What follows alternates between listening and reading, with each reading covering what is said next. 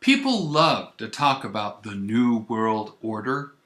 They throw about the term all the time, New World Order or NWO.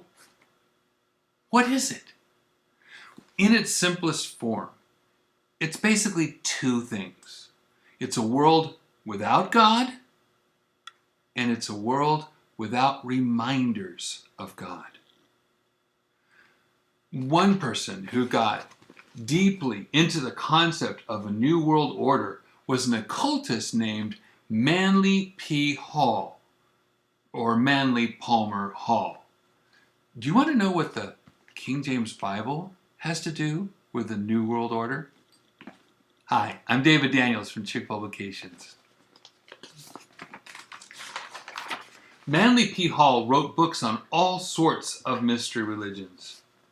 47 years after he wrote a book on Masonry, he was made an honorary 33rd degree Mason.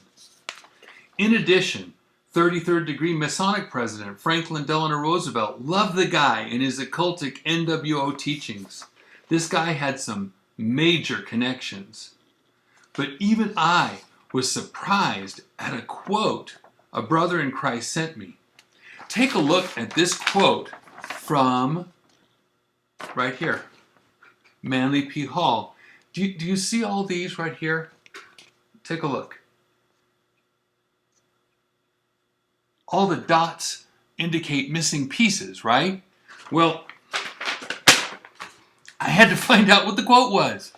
And so I couldn't find it online except in little snippets. Here, I took pictures of the little snippets here.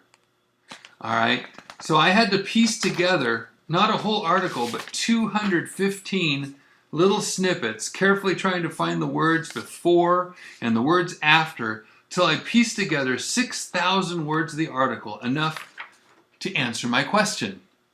The article is called Asia in the Balance. It was printed in his own magazine, Horizon, the magazine of useful and intelligent living. In April of 1944, over a year before we dropped the bomb on Japan, 2 nuclear bombs, so World War II was still going on, okay? Manly P. Hall was already thinking about how to make a world government. Remember, these are his words. I've been careful, even though I'm picking out, to keep his statements in context, okay?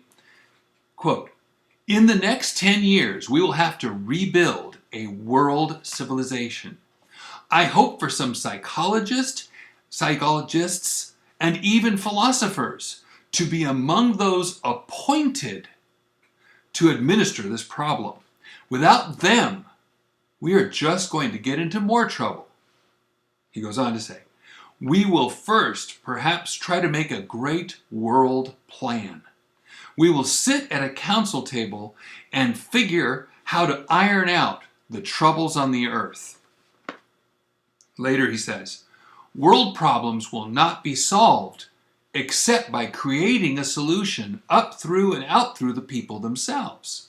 And so, no post-war program can be successful unless at least 3 and probably 5 generations of social conditioning goes with it." He then says, "The way of that conditioning would be the one used in Central Europe to condition Nazi minds. There, the circulation of an ideology began in the public schools, began with the small child, which is where we'll have to begin, and educate not only our own people, but the peoples of the world. And we will have to have 5 generations of the consciousness concept of democratic cooperation before we can create a world capable of mental and emotional tolerance." It has to be done. Teaching it would have to start in the 1st grade of the public schools. Now, Hall talks about undoing the error-filled thinking that people cherish. Look at what he claims is error-filled thinking. Quote, To make things right, we will have to undo much that is cherished error. The problem of revising the Bible shows how difficult it is to do this. For the last 100 years, we have been trying to get out an edition of the Bible that is reasonably correct, but nobody wants it.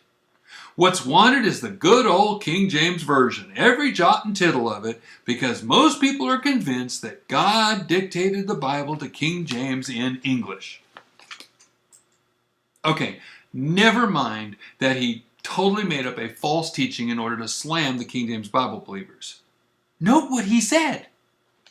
For the last 100 years, we have been trying to get out an edition of the Bible that is reasonably correct. Who is we? He's an occultist. Who is he involved with? And what did they do to the Bible between the 1840s and the 1940s?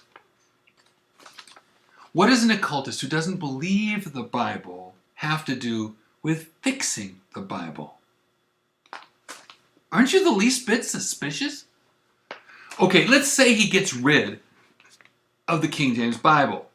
What does he put in its place? These are his words, not mine.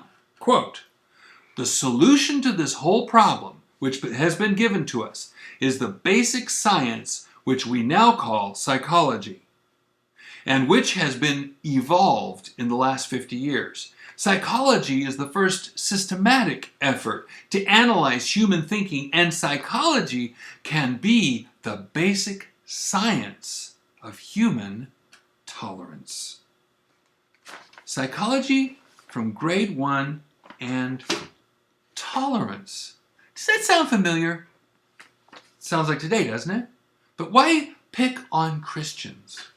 If you want a new world order, Hall is right. You need people who are conditioned for that kind of a world government like the Nazis conditioned the German people. For this kind of tolerance, you need people who will go with the flow, follow the ideas, flow with the tides, so to speak. But Christians are like buoys.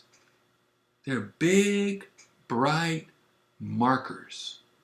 And a buoy is always anchored to something. Well, Bible believers, according to Manly Hall, are anchored to what? The King James Bible. Every jot and tittle of it. 1944. But Manly P. Hall wants to free you from that anchor, or else you're not going to follow his New World Order. Okay, in his Students' Monthly Letter, right here, in his Students' Monthly Letter, 4th year, letter number 12, he has this to say about what he wants to free the Bible believer from and to. From the Secret Doctrine of the Bible, Revelation of St. John, conclusion, page 8.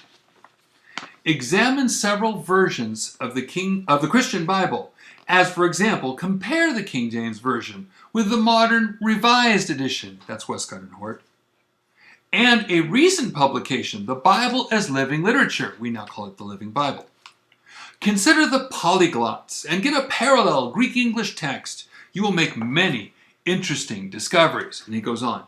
We will discover numerous errors and alternative renderings and slowly recover from the infallibility complex from which so many Orthodox Bible readers seem to suffer.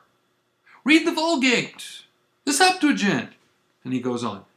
You will see the uselessness of picking phrases to pieces and trying to think in terms of jots and tittles. Oh, I get it. You'll be free to consider the larger issues like, joining his New World Order. You see, it doesn't matter what they're trying to free you to. What matters is what they're trying to get you from. The King James Bible. God's holy and preserved words in English. Trust holy words of God, or free yourself to be a slave to the New World Order. Take your pick. God bless you and have a wonderful day.